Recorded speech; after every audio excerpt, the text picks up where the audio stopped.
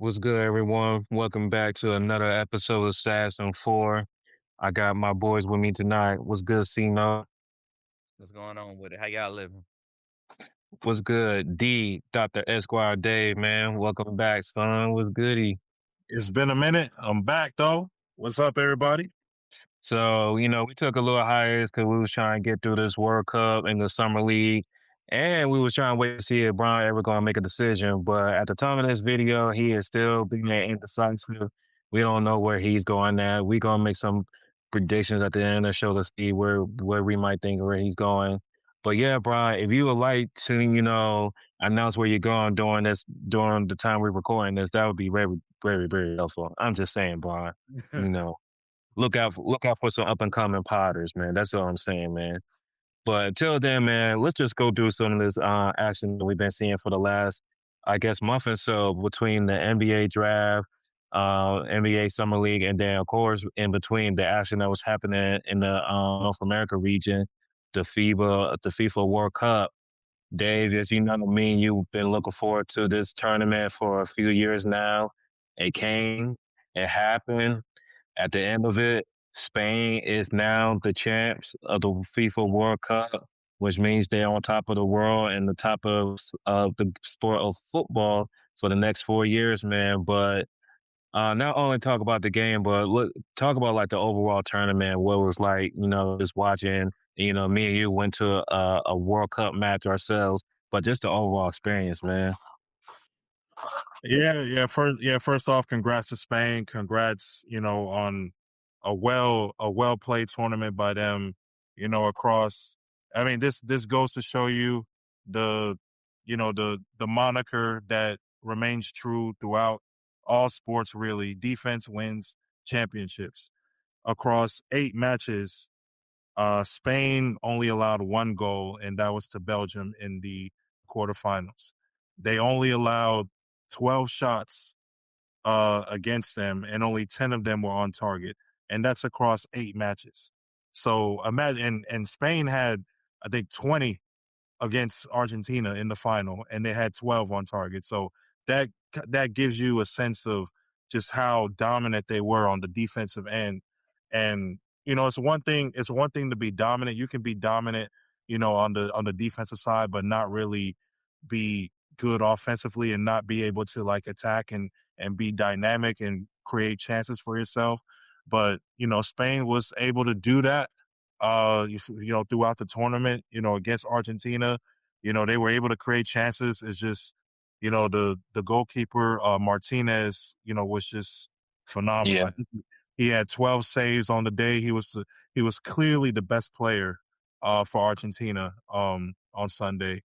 And yeah, I mean, it could have, if there was someone else at goal for Argentina, I think Spain would have probably scored like at least 2 or 3 times. It was a really dominant performance. It was just very surprising to see, over the course of 90 minutes and the first part of extra time, that Argentina could not even shoot at the goal, could not even get anything either on target or off target. To even get a shot at the goal, you just have to be, I think, even like at the midfield line or somewhere like Yeah. 30, 40 yards out. And if you just kick that thing at the goal, even if it goes far left, far right, it's considered a shot, and it'll just be off target. They couldn't even do that. Spain was, blocking their chances. So it was just, a dominant performance. But we did see that, as the game went into extra time, and, Argentina did get a red card, which I'll get into more of that and some of the bullshit that we saw from some of the Argentina players. But as we got into extra time, there was a case in which if Argentina survived that extra Yeah. time down a man, and they didn't allow, they remained it at a tie, they didn't allow, Spain to take the lead over them. I Yeah. think I 100% think that if this game went to penalty kicks, Yeah. Argentina was going to win. Same. Ar- Same. Argent- Argentina was going to win because everything about penalty kicks favors Argentina. Argentina. Just like Spain has has good penalty kickers, but Argentina is a specialist at that. And over the course of the And last had the better goalie. So and had the better goalkeeper. Although I do want to give credit to the Spain goalkeeper because he did have 7 clean sheets, or a clean sheet is a shutout in soccer. So he did have 7 of those across 8 matches. So I do want to do give credit to him. But my man Martinez over there in Argentina was clearly like one of the best goalkeepers in the World Cup. I do think if it went to penalty kicks, somehow, some way, Argentina, the momentum would have already shifted in their favor because that whole like survive. that whole one man down thing, I don't think it would matter. It doesn't really matter in penalty kicks, I don't think.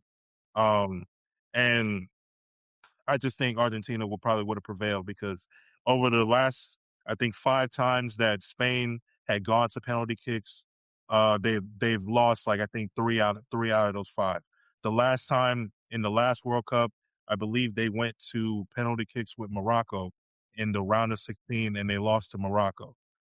So I think just historically, Argentina is just better, when it gets the penalty kicks. But yeah, overall, great tournament. Shout out to Lamine Yamal. I guess the most recognizable name in on the Spain team. Like Pele won his first World Cup at age 17. Mbappe won at age 19. You know, it I guess it was only right, I guess, for him to get one as well. He's been dominant, at Barcelona. He's had a lot of success, in the Spanish La Liga. He finished, I think, second overall in the Ballon d'Or race, which is pretty much like the MVP Yeah. race for soccer, or at least for European soccer. So yeah, he's had a lot of club success. He's already won 2 club titles already with Barcelona. He's a Euro Cup champion back in 2024. I think really that's when he kind of, the Got on the like, scene. came on the scene and was introduced to the world at that point. So yeah, shout out to him. Shout out to other guys like Rodri, Marino, the goalkeeper Simeon, number 21. I don't know how to pronounce your name, but But we know who shout you out to you. are. Yeah, we We know know who who you are. we know who you are. Yeah, shout out to all those guys, man. And yeah, really, really great tournament. I've been looking forward to this, like just like you, Dre, for a long time. I was interested to see how the 48 team format would be and what that would look like and how much excitement that would Yeah. create. I think from the get go, we saw like across, the games that were in Mexico, the games that were across the United States and in Canada were all exciting, especially, in Mexico City and in Monterrey. Mexico was blessed to be able to play like I think all their matches in Mexico. Yeah, they were. They were. So like that Yeah, that that was cool. like yeah, and like just to like talk about some like big World Cup moments, England being Mexico, and Mexico was one of the biggest moments in like World Cup history because Yeah, if you know Mexico's record in Mexico City where it was at, they damn near unbeatable there no matter who you are out there. So for England to go in there and pretty much damn near was playing a road game of all road games of sports history and come out with the dub, like that was an exciting that was like around a 16 matchup, right? yeah, round of Yeah, 16. Yeah, round 16 matchup. So that was a huge moment because, like I said, Mexico was playing on with home court, and so was Canada. Because I don't think Canada really left the country either until they eventually got knocked out by Morocco, which was another good yeah. thing. Yeah, Canada was able to play the group stage in Canada, either in Toronto or Vancouver, but because Yeah. they finished second in their group, Switzerland finished first. Canada didn't get a chance to play their opening Oh, match in yeah. Canada. I know Okay. against South Africa, I think they played they played in Los Angeles.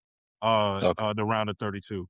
And the Damn, round of, yeah, the round of 16 they played somewhere in the US against Morocco. I think it was in Houston. Um, but another yeah, nap. Houston. Yeah, Another nap happened. Like, so shit. It worked yeah, out. yeah. Yeah. So I mean, it was just crazy that whole weekend where that weekend where it's like, all right, Mexico lose. Well, no, sorry, no, Canada loses to Morocco, and then the next day, England beats Mexico, and then the next day, Belgium beats USA. I'm like, this is a No, sweep. they This ain't is beat. a No, they nasty didn't beat. sweep. Yeah, they ain't beat USA. Let's keep it all the way high. They ain't beat USA, dog. They beat the shit out of USA. They took them to the chin. I Put them I on the- I want to get into that eventually, but I do want to say something um about Spain, about kind of how we looked at them because, but before the tournament, obviously like they were contenders along with France and Argentina Mhm. and England, and I think even like Morocco and the Netherlands were also like contenders. Brazil, It of was fun course. 'cause it was like, who's the team like? Was it Uruguay, them Bamas, or Paraguay? Man, Uruguay ain't shit, bro. Uruguay is Yeah, not like that, bro. Yeah, Uruguay, yeah, yeah. Uruguay. See, look, Uruguay. I dislike Uruguay more than Argentina, but that's because of certain players they have Yeah, and just yeah, some of the yeah, antics. yeah, It's yeah, a thing with yeah. certain antics with Uruguay and Argentina, man. But like with Spain when they tied against Cabo Verde, was looked at as like a Spain loss. It really wasn't a loss, but it looked like Yeah. as a Spain loss, and No, I understand. yeah, like could we really trust Spain? And like since then, they turned up against Saudi Arabia. They were able to, beat Uruguay. And, you're like, all right, Spain, they're good, but maybe, I don't know. At least I felt like I think teams like France and Argentina were better. I thought when we got to the semifinals, I thought France would have a better showing against them. But again, the Spain defense was just impenetrable. Like Rocking. it was crazy. But like their run was good. They went through Austria in the round of 32. They went through Portugal in the round of 16. They went through Belgium and they went through France and then Argentina. They went through Ronaldo, they went through Mbappe, and they went through Messi. You know, they went through three of the most recognizable names in soccer today. So that it's an incredible run. Um, One thing, before we get on to the rest of the rest of the tournament, I do want to say like I do want to call out some people. Uh, Leandro Paredes, uh, I think number 5 for Argentina.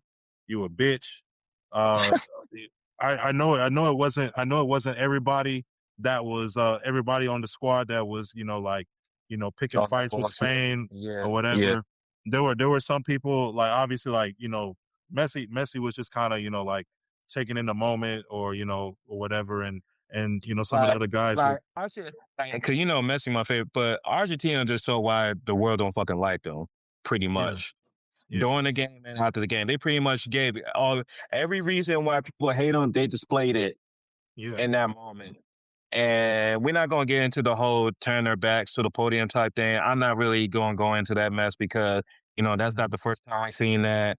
Other team, we seen a USA basketball team, they don't even go to the podium and receive yeah, their medals because of certain things like so we're gonna leave the whole podium thing. We just gonna talk about during and then now they like kicking people over, starting fights and all that other stuff. And it's just yeah, it's just classless and we all know how the fans really are like, and if you know how them fans been after this whole tournament and everything, and that's why it kind of hurts that my favorite player plays for this country because he don't represent that part of no, Argentina. He don't show that part of Argentina. He's just a athlete. He comes, he plays, he does his job. He has emotions like any other athlete. He has his moments like any other athlete, but he don't do the stuff that we saw out of those Argentina players and those Argentina and fans. So yeah, they really yeah. disrespected the game with that.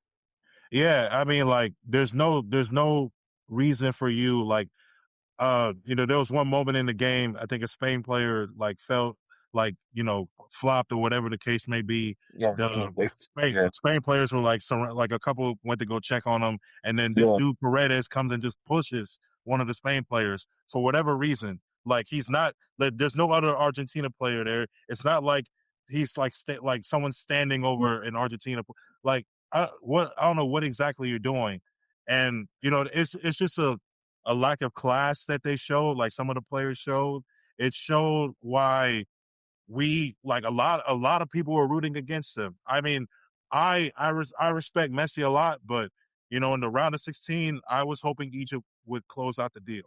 I was hoping Cape Verde would be able to somehow No, somehow pull an Argentina upset was in the round of cardiac. 32. Argentina was cardiac cancer to the finals, man. Every fucking knockout round was like And I thought they were going to do it again in a fight. I thought they were going to do it again.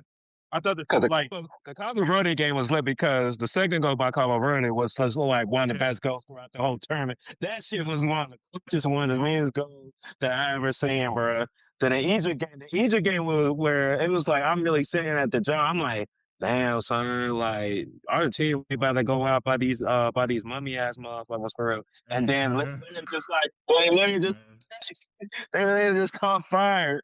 And then the England game, it's like, all right, y'all kind of like y'all like BS a little bit for real. And then it's like, all right, Bellingham, he doing his joint and everything, but then Messi, he done got to score like team player, like he got the 2 assists of the games that led to like goals in that semifinals round. It's like Messi is just at his position is just an all round great player. Like it's the reason yeah why he's so decorated and one of the best to ever do it in the sport. So but like you said, Spain's defense was just not rocking. And for people that just watch the World Cup and not really into like this sport like me and Dave, I'm gonna put this in perspective to you in different sport.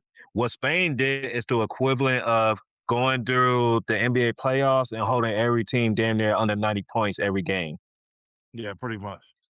And then if you look up the NFL, what Spain did is pretty much like you had to go through Lamar Jackson, Pat Mahomes, and Joe Burrow, and you held them to like 7 points or less. Yeah, that pretty much like not holding them to like only allowing one touchdown. If Like that, three. Yeah, only allowing one touchdown. That's the if that, equivalent to it. if that, because we understand like the scoring metrics in the sports are way different. So we got to be respectful to teams like y'all Yeah, get like maybe a touchdown or drive, yeah, but for the majority of that game, it's straps. yeah. It's Strap, straps. strap, bro. But Like and four this, players, yeah, like I said in the post, like 4 players that was on that backside, they made the whole time that team. Like yeah. for the forwards, yeah, that's how good they were. Nah, yeah, and yeah, my man, one of the center backs, one of the wing backs. I think his name is Cool Bray. Like his name starts with CUB. Um, but yeah, he was really good on Sunday. And this is the thing about Argentina. Like I knew that they would have success in the group because their group was if they failed in the group, that's like on them. Like they were set up for success from the jump. Like they played Austria, Algeria, and Jordan, who was just happy to be there.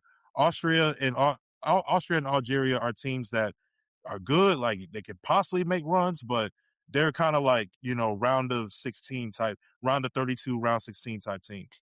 Um, so I knew that they would have success in the group stage.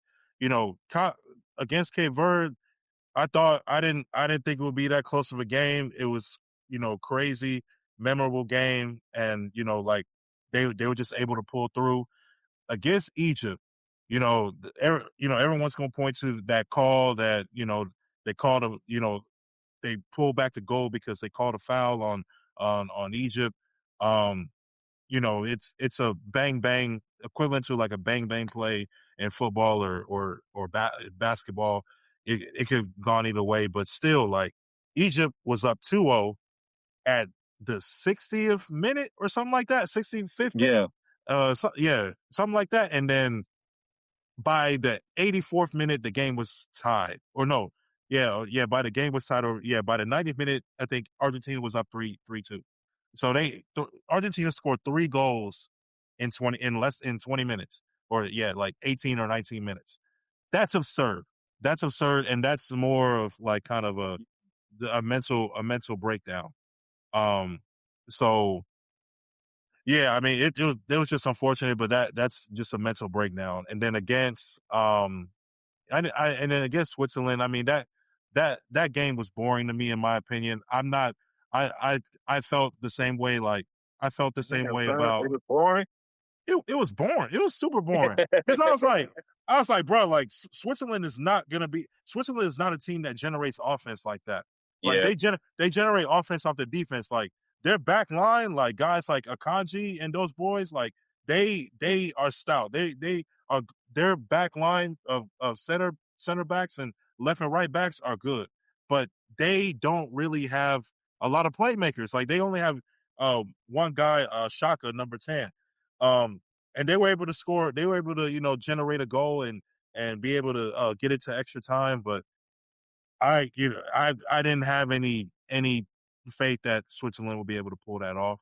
And then when you get to the semifinals, yeah, England scored. That was a chippy game because of the history, but between the two countries, and Yeah. going back to when Diego Maradona played for Argentina, the hand of God play, where back then you didn't have VAR, so they didn't catch the hand touching the ball to get into the goal. And then back in 1998, David Beckham gets tripped up and then trips another guy and trips an Argentina player, and he gets a red card, and everyone makes his life miserable for the next 4 years. There was just a lot of history, a lot of history between the two teams, and we saw like Messi and Jude Bellingham going at it. I mean, people thought like that was like kind of like some ill will type, but that was just like competitive Yeah. competitive juice flowing. Yeah. That was just competitive juice flowing. Like so I know those two guys respect each other. We did see Juice smack some dude in the back of the head. He was talking shit. He was that Argentina player was talking shit. He was talking shit. Just to confirm, like at that moment, and when Argentina scored the second goal, he ran on the pitch and said something to Jude in that moment.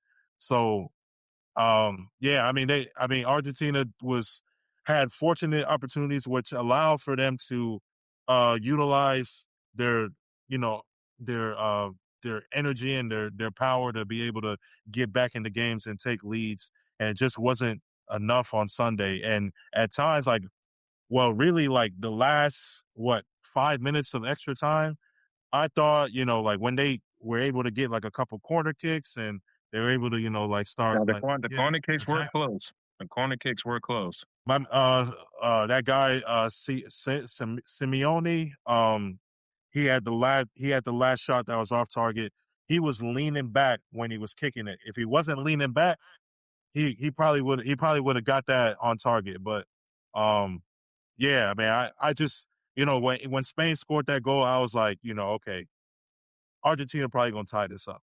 Like, that's this is what I was thinking. Like, and they did a great job of neutralizing Messi, but when Messi got the ball, I was just like, the magic man, he gonna do something. He gonna make something happen. But credit to Spain again, for a championship effort. Yeah, man. No, really shout out to Spain. They really deserve it. And before we leave the World Cup, man, I guess the first thing we could talk about is, there was some comments after Brazil lost in the World Cup that, they gotta get back to their ways, man. They gotta get back to their heart. They playing this European style ball. They need to get back to their roots, man. Do you agree about that? And how do you think, the not just the fans, but, the football community felt that Brazil had a European coach for the World Cup tournament, and then they playing European style football out there? Yeah, they need to get back to the style of play and some of the things that they were doing maybe 10 years ago. And I don't know too much about kind of their coaching history. I know they've had like a lot of South American coaches, and they brought in this guy because his familiarity with Vinny Jr. and he used to manage Real Madrid. So but if you're gonna do that, you're gonna have to feature Vinny Jr. a lot. I don't think Vinny was featured enough. I don't think he was able to get. I think Vinny's someone that could have been in the Golden Boot race, and Yeah. at times it felt like he wasn't there, or they weren't able to get him the ball, and they just weren't being able to make a lot of plays. So I don't know. I think you have to get back into get someone that can be able to help kind of create some juice on offense. I mean, Brazil, like the aura of Brazil soccer and the national team is going to be there. I know Neymar is more than likely not going to be at the next World Cup, but Vinicius Yeah, Jr. will he be. he said he done. He said he done. We know, um, Ronaldo, he's done. Yeah, Messi hasn't announced anything yet, but due to his age and years he's playing now, he's not even playing the sport over in Europe. He's playing in here in America, and we know that America is like damn near the G League of all the leagues of football. yeah, yeah, So, he just out here getting his money, making sure the family's straight. I ain't mad at it. Got to catch a Miami FC game at some point since he's still here in the States. But yeah, man, that's an interesting taste because we got some people, some homies out in Brazil that was just so devastated that they lost to I guess how I've been calling the Thor of the pitch, Thor of the pitch. yeah. Everything Holland. Holland, yeah, man.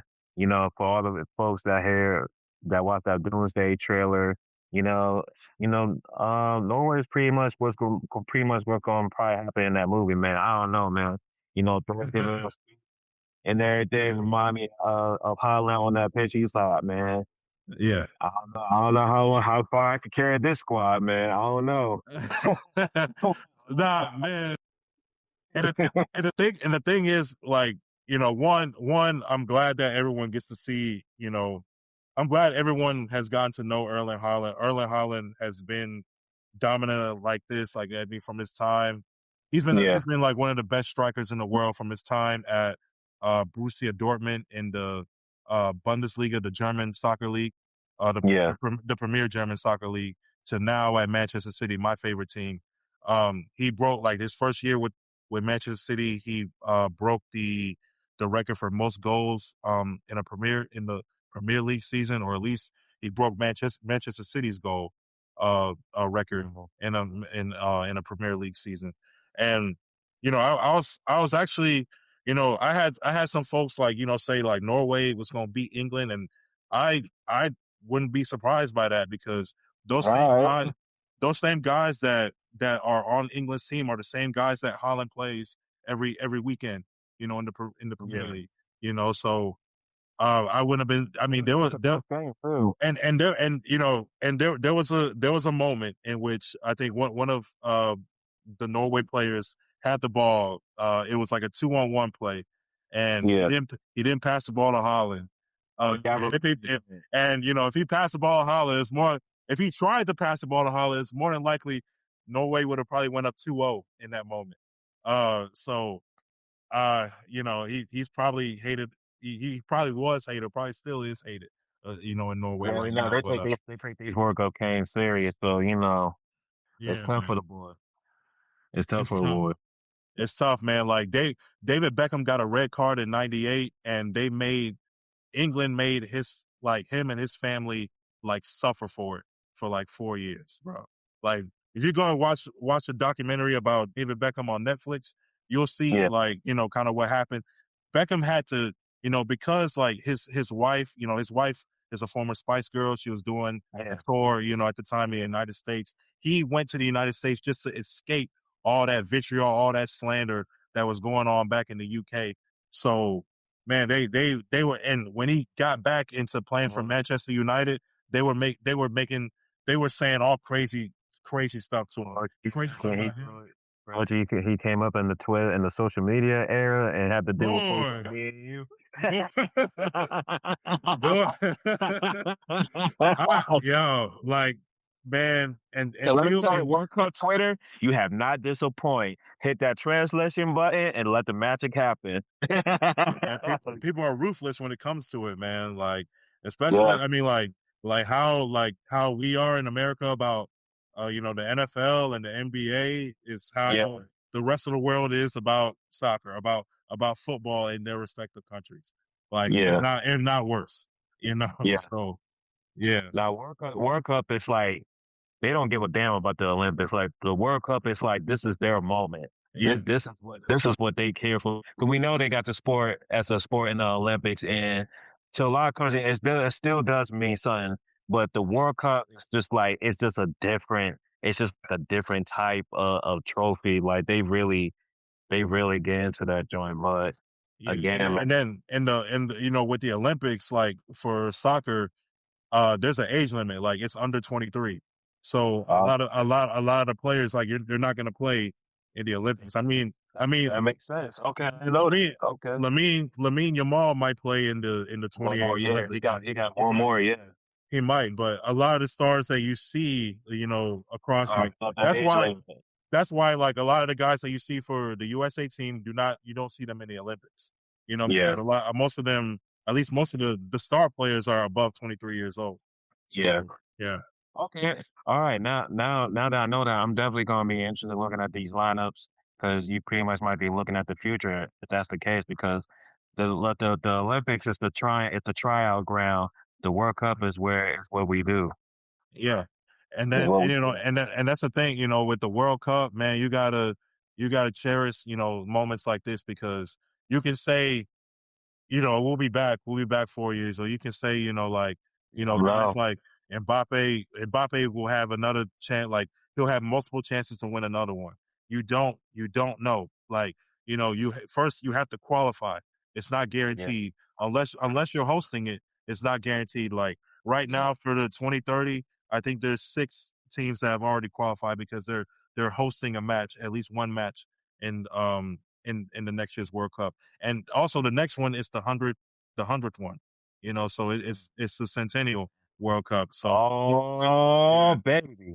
yeah. So there are going to be games because, like, I think the first match was played in Uruguay, so there's going to be one in Uruguay. There's going to be games in Morocco, in Portugal, um, Spain.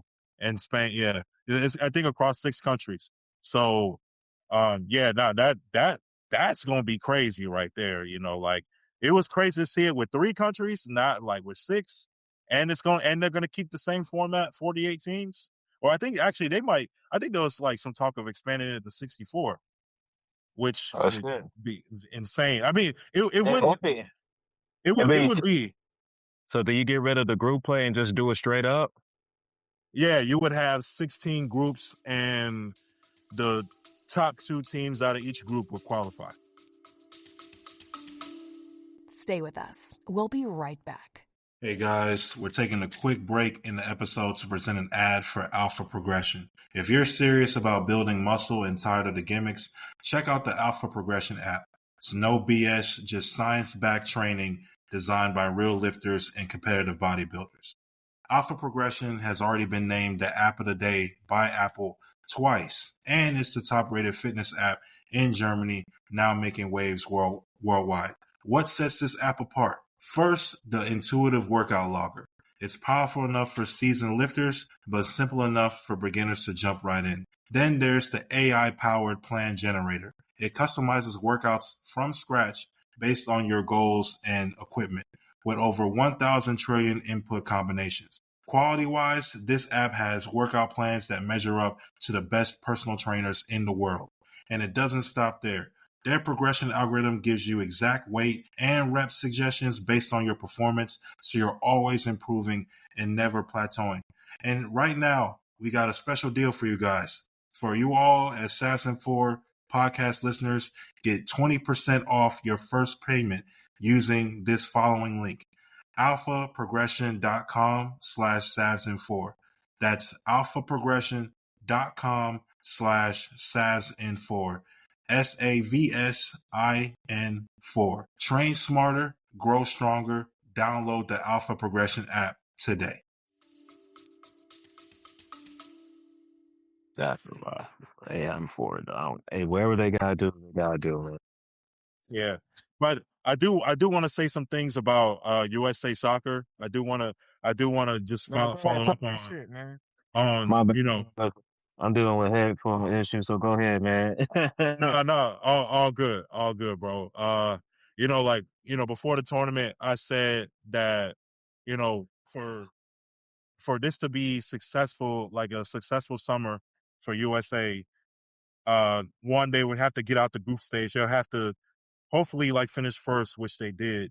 And success would mean getting to the quarterfinals, and getting to the quarterfinals for this team was very doable. It was a very doable thing. It wasn't going to be easy, but it was very doable. I thought that, especially when you come out hot against Paraguay and how Paraguay looked later on in the tournament, especially how they advanced to the round of 16 themselves, for Yeah. us to be able to, open the game up against Paraguay and score 4 goals, like that was incredible, as well as for us to have a dominant performance against Australia.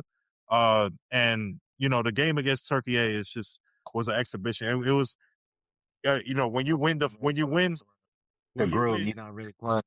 yeah, I mean, when you win the first 2 matches, you pretty much qualify for the next round. And so like it's a chance for you to play guys that you haven't played yet, and see, if there's players that you may need later on, in the tournament. Yeah. But with that game, to me, in my opinion, it showed why those guys that don't get played, that don't start, there's a reason why you don't start. There's a reason why you don't start.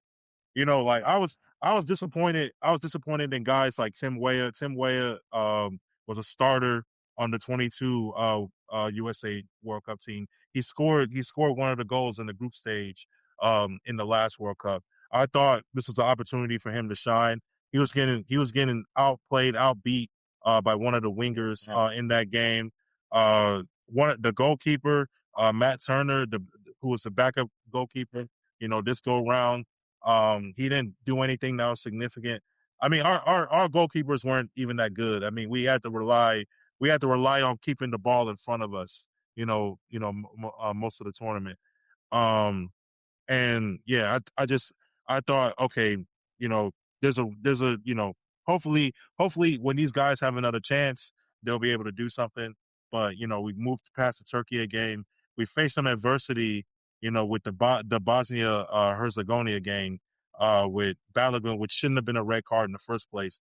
That ref putting the red card just opened up a lot Pandora's box for what was about to happen later on. Because if that red card doesn't happen, I don't I don't know if the result against Belgium State, like if we lose, we lose. I don't think USA comes out that flat Um, against Belgium. that that flat and Beltran with extra motivation.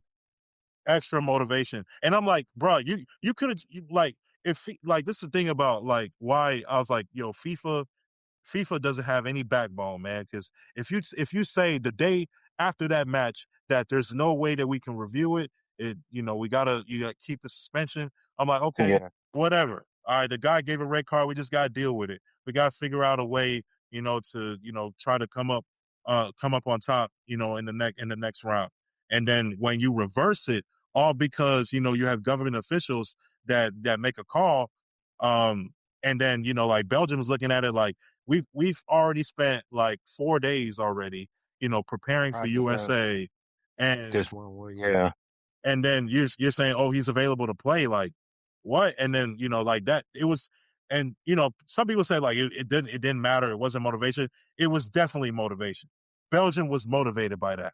They were Yep. super motivated by that. You saw it, like, the celebrations, the dancing, how they played, what, like, was motivation. And this thing around, I guess, like, people thought that it was going to be like an easy victory. I mean, like, Belgium is different from Bosnia and Herzegovina. They're Oh very yeah. different. Belgium is a top 10 team in the world. And the thing about, And they always beat us. They beat us like a couple World Cup tournaments ago, if not the last one. yeah, and I know, like, 2014, they beat us. I mean, that's the day that Tim Howard had 14 saves against them, and Belgium needed extra time to beat USA. But like, that was extra motivation for them. And people thought, okay, like, well, Belgium's washed. I'm like, yeah, I mean, like, some players are, but those players that were washed either like came in as subs or they didn't play at all. Like, Kevin De Bruyne is like one of the, like one of the most, like, famous, like, Belgian players, like one of a famous Belgian center fielder, didn't play in Yeah. that game. He's like, and it was probably his last World Cup too. Didn't play. Romelu Lukaku, the Belgian Leonard Fournette, as as some people call him. He can't play 90 minutes anymore, like in these like type of tournaments. He can't play 90 minutes. So every America for match, different reasons. What yeah, was that game? every match. What was that game at? Like that was in like Seattle or something, right? It was at Seattle, yeah. Yeah, but if that was in Texas, he would have had like 3 goals though. I ain't gonna hold you.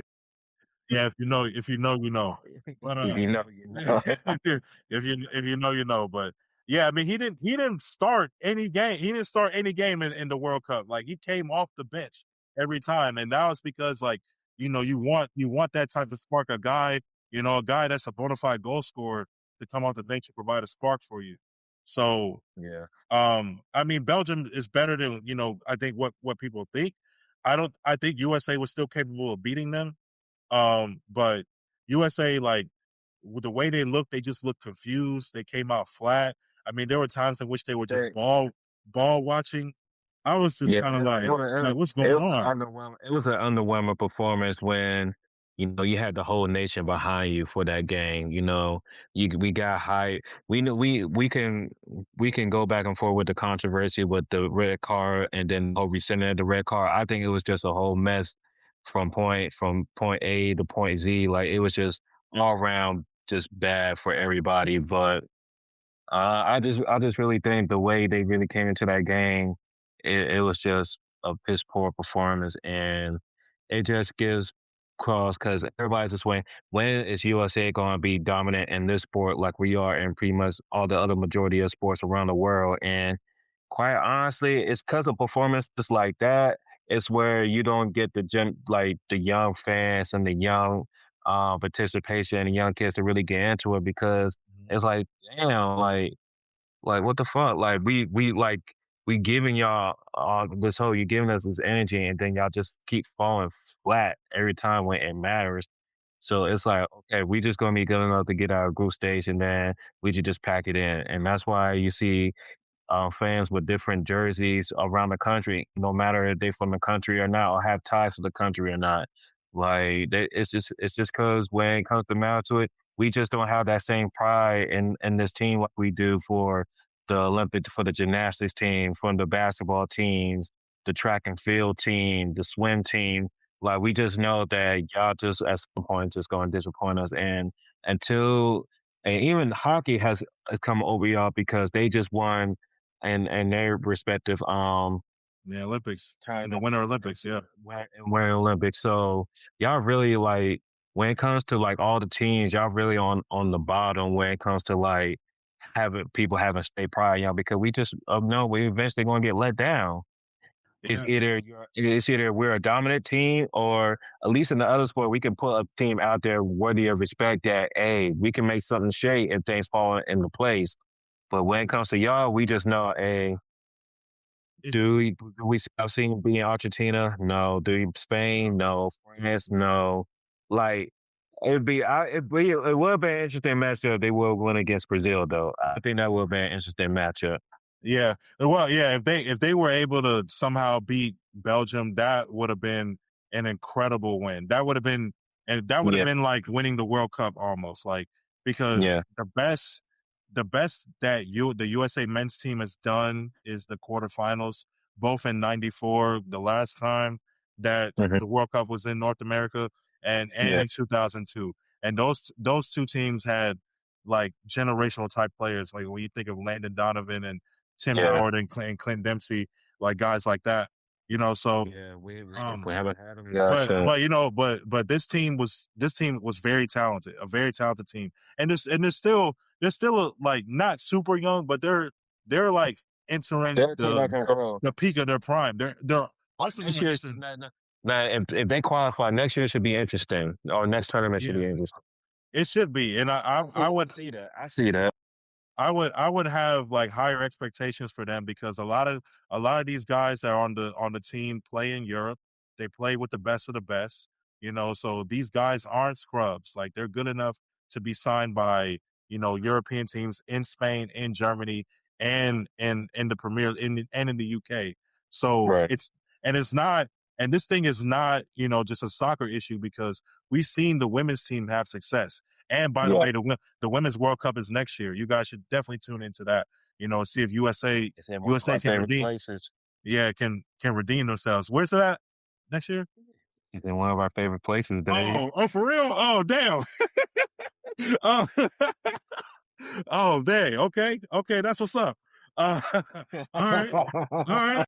Okay, I got to make note of that. All right, bet.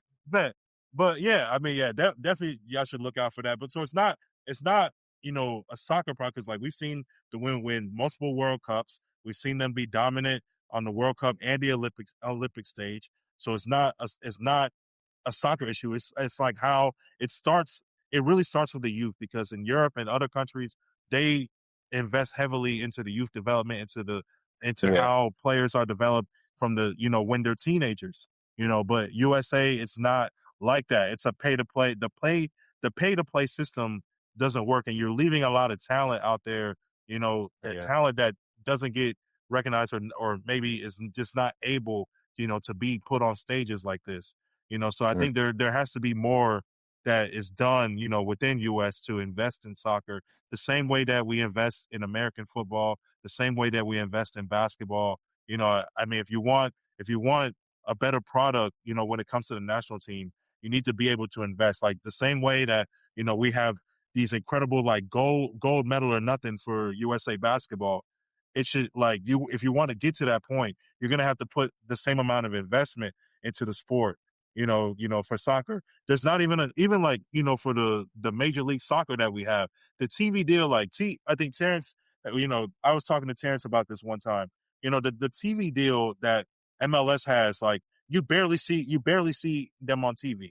Like yeah. you barely see any, like, if you have, the only way you can see them consistently is if you have Apple TV. And then even if you have Apple TV, you have to buy a package or a subscription for MLS. So you make it hard to like see the games. Whereas like the Premier League, every Saturday morning, like from mid August up until May, or at least like for most weekends, Yeah. all you gotta do is just turn the USA Network, NBC, Yeah. Peacock, Yeah. you know, and it's there. Yeah. For Bundesliga, if you have ESPN Plus, all the games are available to you. If you have Spanish La Liga, if you want to go see Jude Bellingham and Lamine Yamal and Mbappe and all these players that play in Spain, just get ESPN Plus. They play every Saturday, you know? So like, you got to make the game more like accessible to the market. And if you're going to be able to promote this sport, especially, if we have a major league team, a major league in soccer that like no one knows, like not a lot of people know about, unless like Yeah. you are, if you know the sport and you support, a team in your city. I mean, there's a lot of things to get excited for when it comes to the MLS. I mean, but we won't know, because I mean, we don't. I mean, the only players that are marketable are the ones that come from other countries, like Messi, and some of the other guys that have, that used to play for Mexico, or used to play for Germany, or used to play for Spain, or used to play for all these Argentina and all these other teams. So you got to make the game, a lot more visible, you know. And Mhm. I think, MLS has had a problem with that. I think, and along with some other sports like baseball, like, for example. So, um, that is kind of the root of the problem. But I'm interested to see, what happens, with, this soccer federation. And I want to give a shout out to Mauricio Pochettino, because I mean, in the limited time that he's had to manage this squad, I think he's done more good things than bad. I think, you know, I'd be disappointed if we don't hold on to him at least for the next 4 years, because but when we hired him after USA had a very disastrous Copa America back in the summer of 2024, when USA didn't even get out the group, we fired Greg Berhalter at the time, and then we had to find somebody that was willing to be able to coach USA and take on the expectations that this team has. And Yeah. Mauricio, an Argentinian guy, but he's also well known in Europe. He's coached teams like Tottenham and some other teams. He's well known. He's well known. He's, his name. He's had some success in Europe. So I would be in favor of keeping this guy at least for the next 4 years, because the World Cup was really his first big tournament with with the varsity squad, to Yeah. be able to show something. I would like to see Mauricio coach this team in the Gold Cup in Copa America in 2028 if USA does, end up playing in that tournament. Because I think the one in 2028 is, I think, a South America. It's mostly going to be the South American teams. We'll see if they allow the CONCACAF teams like USA and Mexico in that tournament. I would like to see him coach on that stage, because the Copa America is not the World Cup, but it's a big North South American type tournament where the games have kind of that feel, that excitement Yeah. behind it. So I would like to see him kind of coach at that level to see what happens, and to have another chance at the next World Cup. If we don't have success, then yeah, I mean, you go in a different direction. But I think there's no better option than what we have right now. So we'll see if they're able to come up with a deal or an extension for him, or if he decides to stay. So we'll see. But that's what I gotta say about USA Soccer. All right. Nah, good deal, man. But like we said, you know, hopefully we'll see better results next World Cup from Team USA. But again, overall good tournament from beginning to end. But speaking of investment day, before we log off of this joint, we during this World Cup, we had the summer league going on after the NBA draft and NBA featuring free agency been going on. We finally got some games going on. Utah, I think they lost to Angeles, and then now, the big one in Vegas. Pause, by the way. We got the big in Vegas, but yeah, as of course, everybody was looking forward to seeing the big four, the top four draft picks in this year NBA draft between AJ DeBosa, Darren Peterson, Cameron Boozer, and Caleb Wilson. But we also had other NBA rookie draft people who were interested, like Michael Brown Jr., Darius Acuff, Fleming, and then of course we had Yaxel on the Warriors, and then other plethora of other NBA players that came out in this draft. uh, I guess out of the lottery, who was the person that stood out to you the most? And I guess a player that he was able to catch some of the games that just stood out overall is like this player should just be on the NBA roster right now. Yeah. I'll start with the top four. I think Caleb Wilson, is ready like right now. Right now, he was ready yesterday. Yeah. Like, so he's nice. I think AJ DeBosa is the same way. I don't know if he was able to play more than 2 games. I don't know. No, Well, they shut him down after the second game. They pretty much said they saw enough. They yeah. shut all we shut our star lineup was pretty much all shut down except for the center that we drafted from Tennessee by game 3. Yeah, I mean, those guys were impressive. I mean, the Peterson, Acuff, those guys showed like a lot of promise. I mean, I know like people are looking at the turnovers and stuff like that, but I mean that just comes with getting Yeah. this type of repetition. I mean, that's probably going to be a It's problem. That's probably it's going. summer league. Yeah. Bama's are hacking and shit. So it. Yeah. Yeah, I mean that's what's gonna probably happen during their rookie year. I mean, like that's just Yeah. what happens. But they were impressive. I was actually impressed by what Cameron Boozer was able to do. He played more than the others because like the Grizzlies were competitive and they made it to the summer league championship.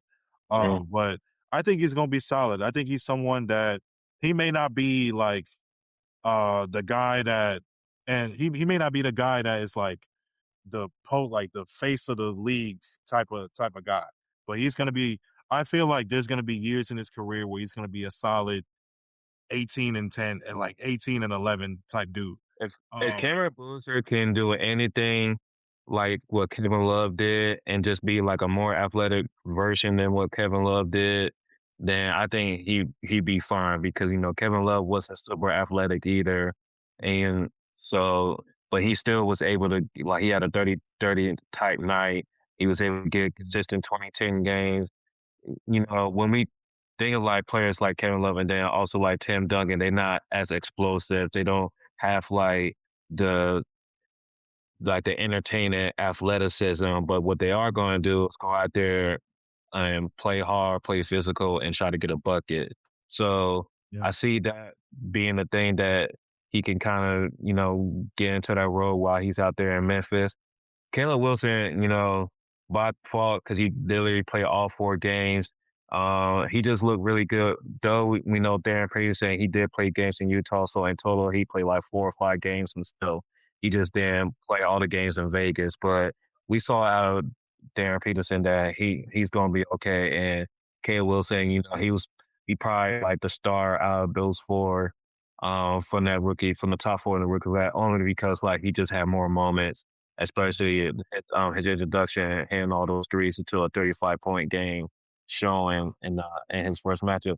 AJ Devonsa, he really showed that he was able to adjust the physicality and that he's willing to play defense. I think that's important for my Wizards team when you think about the potential front court of him, AD, and Sar. Like Yeah. right now we're seeing that not just in the playoffs but in the regular season, teams are going into this more physicality type of defense because you might get fouls or anything like that, you try and set that mindset and let people know that this not going to be an easy night. Like we want to be a physical team, and we want to be able to make you make mistakes out there on the court. But a player, I'm a homer, so a player that looked good to me outside like the big stars is Jameer Young that's playing for the Miami Heat. He's been going back and forth between that team for a couple of years. And, with the Heat looking for players to put around Giannis and Bam after the trade, I feel like Jameer Young, who's been part of that program for a couple of seasons, will be a good fit, good point guard for that team. He has rapport with Coach Spo. He pretty much has been good in the G League. He's been good in summer league. I think now is the time they're trying to sign him to like an actual contract and make sure and lock him in because even if he's not starting, of course, I know he's not starting, but you can get some good servable moments out of him. I think he's a good scorer and he's going to play that Miami way type of defense. He's not going to give up plays and stuff like that. Yeah, true. Yeah, no, that's a good point. I mean, yeah, Miami needs to fill out that roster, to get some guys around Bam and Giannis. I liked Maybe Braxton Burry, LeBron, but we and, just don't and maybe know. that's the thing, like in Golden State is one of the options that like at least like had one of the best odds to get him. And Yaxel Lindenborg, I mean, if they can find a way to develop him, and the thing about Golden Warriors State, ain't they've had developing shit, issues. bro. They've had issues Warriors, with developing players, man. They've had Warriors ain't issues. developing. Warriors ain't developing shit, and LeBron, they're not going to help with the process either. You You, think about one player, you gonna give him some tips, but that yeah, development ain't gonna be the way like he think it is. I tell you that. nah, Like I'm hoping that whoever he trains privately with throughout the off season is going to help with his development more than this Golden State Warriors team during the season. Because I mean, yeah. mm, I don't know. I mean, but yeah, God bless on that. But Braxton Burris for the Bucks was impressive to oh me yeah, too. He showed you that he scored a ball, averaged 22 during summer league. It's gonna be interesting to see. The Bucks got like a lot of these young guys. I know, like with Nate Amen and guys yeah, that they got from Miami, like Khalil Ware and Casper Kunis, I think his yeah, name. He used to I think he's from Lithuania. yeah, It's interesting to see like how a lot of that young talent is gonna mesh. But yeah. I did like seeing Braxton Burries play. For my Raptors, I wasn't too high on Allen Graves because I felt like we needed a point guard in that situation. I would have liked for us to draft Phylon, who ended up with the Sixers. Yeah. But Allen Graves was impressive to me, and I see why we picked him because I mean we do need some depth, behind Scotty, RJ, and hopefully Kawhi. Hopefully, Kawhi. We need some depth, you know. We need some depth behind those guys. I And think I think y'all should get in the Russell Westbrook sweepstakes, man. Like For sure. Like just like I know there's gonna be he's gonna be signing probably late into the offseason, probably like around training camp, something like that, just like how it was last year. I don't expect an early pick. I think everybody just waiting for this LeBron move, and then other players like James Harden Yeah. and who knows what's going to happen with Jalen Durant and Kaminga because people are just not feeling these contracts that they trying to receive. And Yeah. the market after what happened in the playoffs, the market's low on Durant, and the market has always been kind of sus for Kaminga. So Yeah. well, so we're gonna see on that, but yeah, man, like the summer league was good too. Definitely like their moments, especially from this rookie class. Like they could have some moments. Michael Brown. I mean, only so much you can get hype about for the Nets. So I mean, but he's gonna be one of them. And then Flemings is gonna be good too. And then the point guard for the Clippers.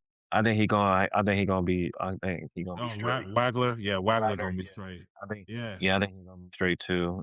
So it really we're just gonna have to wait and see. And I know there's other players that we mentioned, but we know they just getting embarrassed. But I also like to shout out Will Riley, another Wizards player, like for Oh yeah. like that's how between him and Trey, that's how you showed like there's levels to this joint. Like I didn't need to see y'all for all 4 games. Y'all should have came in and dominated like the way they did.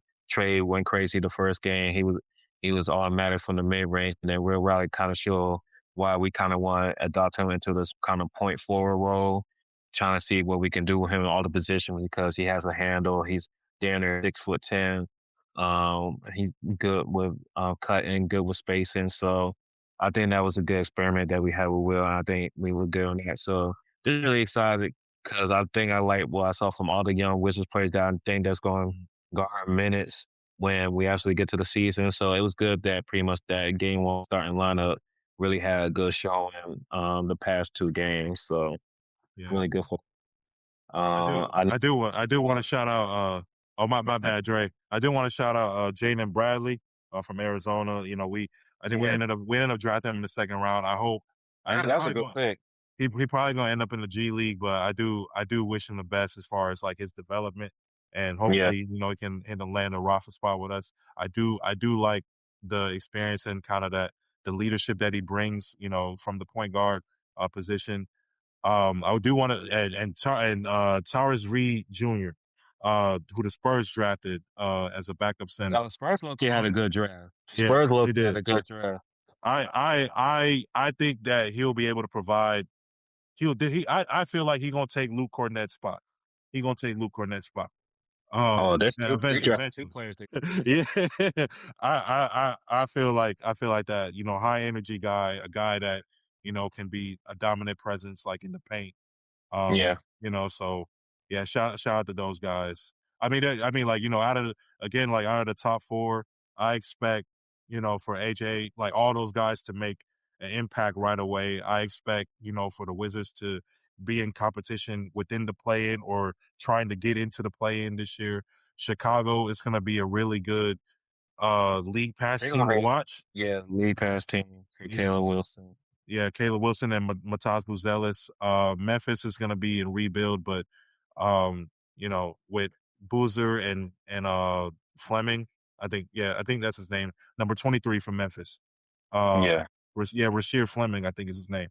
Yeah, those guys, yeah, those are some guys you can build around, and then you know, Utah is trying to figure themselves out, but I think Darren Peterson, he's not going to have any issues with, I guess, getting his stats. So Yeah. Well, at this moment, LeBron James has still not made his decision yet. So probably by the time we post this video, we don't know if he's going to make a decision or not. So we will have heavy disclaimers. But if I had to make a prediction, the way things are kind of going, because in my head, I'm going in between. I think Cleveland's off the board now for some reason. I didn't think he trusts that team no, because cause I feel like either he's going to rock in Miami because there's stuff that he can do. There's going to be a lot of defensive there, so he can like just focus on offense, or other players can focus if they get some shooters, or he's just going to play with Steph in Golden State because You got Steve Kerr there. They probably more likely going to re-sign Draymond. You're going to have Steph, so you're going to have high IQ over there. Hmm. We don't know when Jimmy Butler's going to come back, but I'm assuming he's probably, if they're making a late push, he's probably going to be back. I say, I don't remember when that chair happened. I give him probably to January, February. I give him to All-Star Weekend to see what the prognosis on Jimmy Butler is going to be. But yeah, they going to try to go for one last ditch ring if they try to sign LeBron. But if I'm LeBron James and you don't want any more pressure of trying to win a ring on a new team like Philly and Golden State, just go to Miami and just have some fun on the beach. You know, let Giannis and Bam do their thing and just rock out. Just fill the other roster out with some shooters and D and three guys like your first stay in Miami and just see what y'all got. So if I was Yeah. would I have to put a bet in? For some reason, my head's telling me Golden State. I just think he really wants to have the opportunity to play with them, and it helps him to stay him in California, so he's still close to all his endeavors in that state. Yeah. And then my option two would be Miami. But right now, I'm gonna just go with the trend and upward in bet. Maybe it's a sucker's bet because they want people to take Miko's money, but Golden State seems like it's gonna be the one, and BT gonna be pissed about it. Yeah. I mean, I feel like Golden State has a solid chance because of just for the reasons that you said. I mean, he doesn't want to play. I feel like he doesn't want to play for a coach in which he has to like help with the coaching. I think in Cleveland, he's going to have to maybe like help Kenny Atkinson. Yeah. With Spo or Steve Kerr, probably don't have to do that. And those guys are going to have, like a nice like coaching staff like with them. So Yeah. he's not so I think it's more about fit. I think this is a lot more about family and kind of where Savannah wants to be. Cause I mean like it does make sense to stay in California. It's at least a 2-year rental. So Yeah. I mean, and like if we put LeBron James on the Sixers, do they have a shot for 2 years to get a chip? Well, now acquiring Jaylen Brown, you still got Maxey, and you still got a young VJ, and hopefully you just put Embiid in bubble wrap until like April. Yeah. And pray for the But yeah, I mean Philly would make sense as far as like, championship, if like for filling out the roster, who like between Miami and Golden State, who will be able to surround like LeBron, and because either like those like for those two places, he's gonna be playing with at least like at least one other star. Miami will be two other stars. In Golden State, if Jimmy comes back healthy, they're gonna, a large veteran presence. Are they gonna be able to surround them with shooters? Are you gonna be able to trust guys like Podzimski? I think Moses Moody is also coming back from injury. Yeah, like so. I mean, are you gonna be able to surround that roster with what Steph and LeBron need to be successful? The same thing for Miami. How are you gonna be able to surround, LeBron, Bam, and Giannis? Along with guys like you're gonna need more than Norman Powell and I think Norman Powell gone. I think he's in oh he's with in Milwaukee. I thought it was no Norman Powell somewhere. I think he signed to Chicago. Oh, that's right. That's right. Yeah. Oh yeah. Dang. Yeah. So he want his bread. He want his bread, son. No, I respect it. I respect it a lot. So yeah, Miami's but no, for real. Nah, get your money, Norman, for real. Get your money. But yeah, I don't like how does Miami fill out that roster? Whoever fills out that roster the best or the potential to, yeah, I think that's where he's going. We'll find out whenever LeBron decides he wants to make his announcement. I mean, we going on day X11, Y equal MX plus B days. not the slope. Not the slope and the Y intercept, bro. Brought the calculus out. Well, shoot, man. Man, let's wrap this up, man. We appreciate y'all tuning in, man. It was a great World Cup, good summer league, man. We about to be on our NFL still and our college football still in a few, man. Getting ready for the real gridiron. We're going from international football to American football. Ain't no more accents, and we doing the double O's instead of the U, baby. Let's get to it. All right, man. Dave, what we tell these people? Man, make sure you subscribe to the pod, like, share, subscribe. If you like this video, hit that like button. If you're watching on YouTube, hit that subscribe button, that share button, share it with all your peoples. Make sure you follow us on social media. Stay on track with all the content we got. You know, we have been booked and busy. We have things that we want to share. We just haven't had a chance to share them yet. Hopefully by the time, we start before we start going into more of like NFL and college and definitely before and basketball starts up again, we'll have, we'll be caught up in everything. But Yeah. no, we appreciate everybody for rocking with us. Shout out, to all the new subscribers on the YouTube channel. Shout out to everyone that's been listening on all the podcasts, streaming platforms. We greatly appreciate it. We greatly appreciate everybody that, tunes in and follows this podcast, follows us and follow us on our journey. We greatly appreciate it. We can't do this without you. We greatly, again, um, you know, thank you very much for everything that you guys are doing to support this podcast. And yeah, more things are on the way. Um, we're in the last part of summer. NFL preseason starts in 2 weeks. Yeah. So yeah, man, it's almost that time again. Shout out to our boy C. He couldn't stay on because his internet got fucked up, so we had to hold it down. We had to hit the 2-man game like Batman and Robin. If you know, you know. I'm gonna act like I don't know, and I'm just. Nah, man, it's all fun, all play, man. We ain't doing nothing here, dog. But nah, we respect everyone tuning in, man. Much love. And with that, it's my boy D, Dr. Esquire. Sorry, we couldn't get you some more C content. We make sure we double up next time. It's your boy Dre from PG. We out.